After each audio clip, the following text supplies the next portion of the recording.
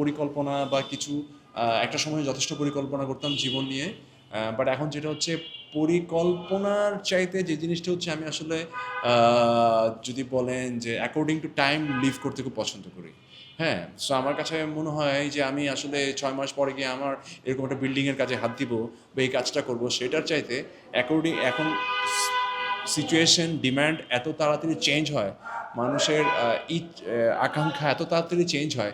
So আপনি আসলে পরিকল্পনা করে আগে থেকে অনেক কিছু সাকসেস ফুল অনেক কিছুতে সাকসেসফুল নাও হতে পারেন। সো আমার কাছে মনে হয় যে আমি চাই আমি অ্যাকর্ডিংলি কাজ করব।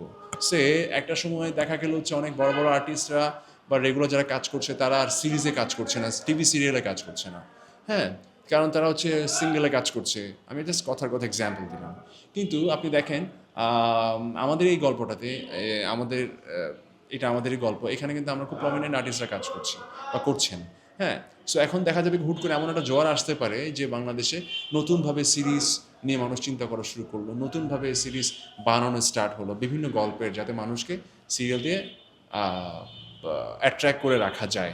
সো সেই জায়গা থেকে বললাম পরিকল্পনা ওভাবে নাই, বাট হ্যাঁ অ্যাকর্ডিংলি কিছু কাজ করে যেতে চাই সময়ের সাথে সামঞ্জস্য রেখে, যেটা আমার ব্র্যান্ড ইমেজকে বা অডিয়েন্সের কাছে আমাকে খুবই সুন্দরভাবে তুলে ধরবে।